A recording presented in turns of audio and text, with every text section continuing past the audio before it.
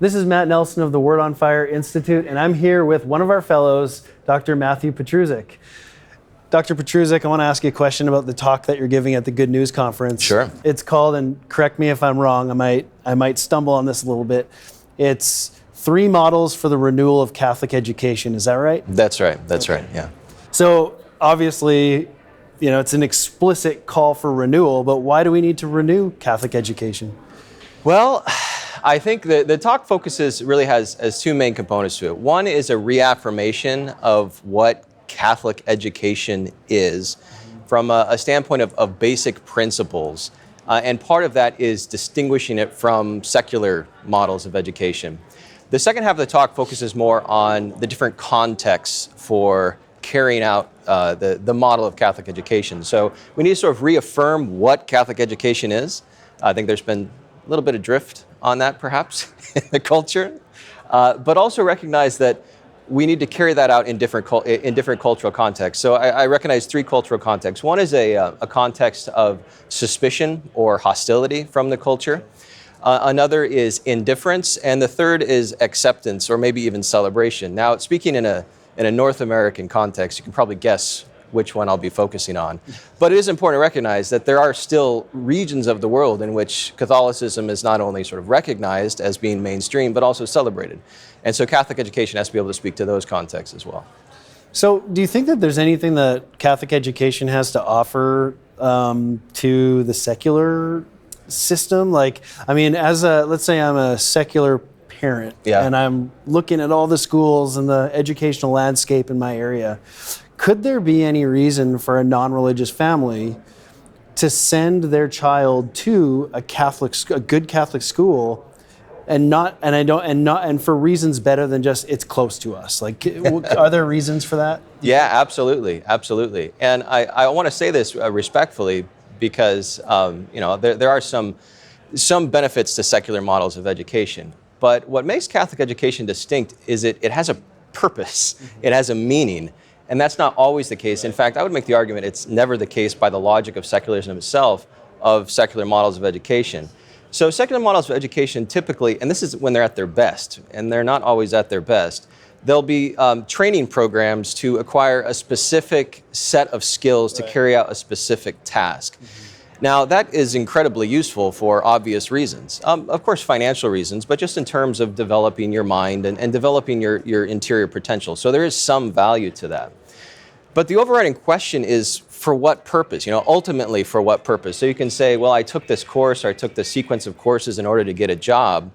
But if you're going to a school that can't give you any kind of framework for understanding why that job, or why that career field, or even why anything at all, then ultimately you probably could have spent your time better on an online course just picking up those skills. So Catholic education on its best days is locating the acquisition of skills within a framework of not only of meaning, but of ultimate meaning. So you're a university professor at Loyola Marymount University in Los Angeles. I'm curious, do you see any discrepancies or differences between the way that Catholic universities are going versus Catholic high schools or secondary schools, or is it the same thing happening in both spheres of education? I would say that this is a period of renewal. That would be the positive way of saying it. There's lots of opportunity now because of the failure of the paradigms we've been operating to up until this point. I think there's sort of a critical mass that has formed to recognize we need to do things differently, which actually means we need to do things the way they were supposed to be done originally. Right.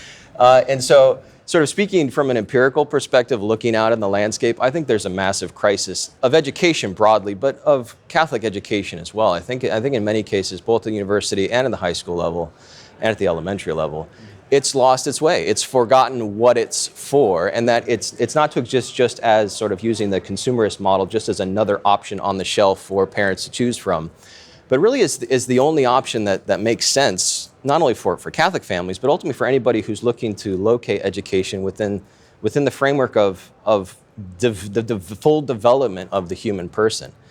That's Catholicism excels at that because we know why we're doing that. So you've hinted at, I think, the answer to this question with what you've said, but if you were sitting across the table right now from a parent, like Catholic parent, who is strongly considering sending their child to a secular institution, whether it's, a university or high school or even elementary school, Yeah. And they wanted you to explain to them, well, when you say Catholic education, what do you mean by that?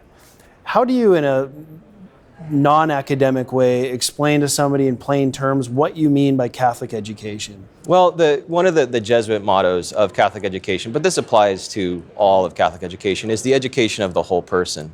So the secular model, as I noted before, really it just focuses on a particular dimension of what it means to be human, and that's the ability to acquire knowledge and to apply knowledge to a particular task. Mm-hmm. And that's good, that's fine, that's useful. In fact, it's necessary to get a job and to make money.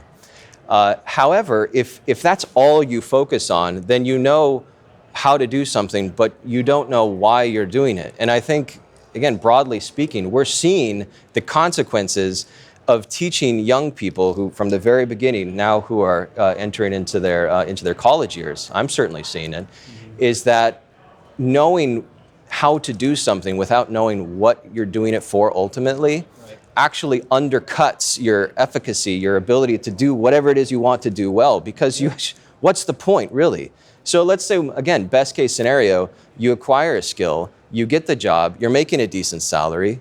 What then? I mean, is that when you're supposed to ask questions about your mortality and what comes after and the meaning of life and like what happens when things fall apart, because they always fall apart? Mm-hmm. You want that integrated into the whole education process itself from the very beginning, not as a something you have to figure out, when you're in your 20s, 30s, or 40s. Yeah, it seems like there's a bit of an attitude prevalent in culture today that the deeper questions about our origins from like a more metaphysical, where do we come from? Did we come from God, or are we just an accident of natural forces and processes? Yeah, great point. And what is our destiny? Is it just the grave, or is there something beyond that?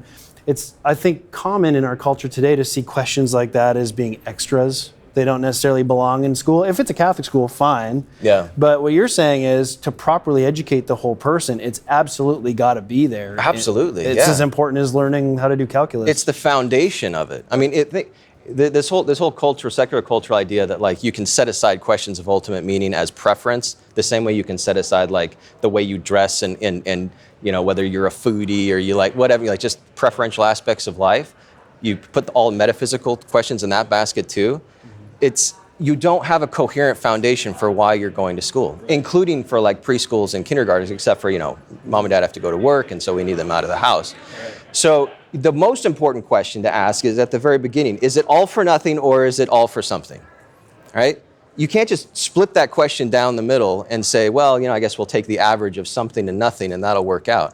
Mm-hmm. Logically, it doesn't work. Metaphysically, it doesn't work. And perhaps most importantly, practically, it doesn't work. So you end up with a lot of drift and even despair, which I think we're seeing now across the board. Well, this is a great primer to your talk, and I hope that we can, with the work you're doing, with the work that others are doing, we can affect a renewal of education in our culture. But to hear more, I guess, from you on this topic, people have to go watch the talk. But thanks for taking this few minutes to chat with me. Thanks, Matt. And for all of you watching, please go to wordonfire.institute and sign up and become a member. And be sure to visit the Word on Fire Institute YouTube page, where you can subscribe and have access to all kinds of great content that we're putting up there. So we hope to see you inside.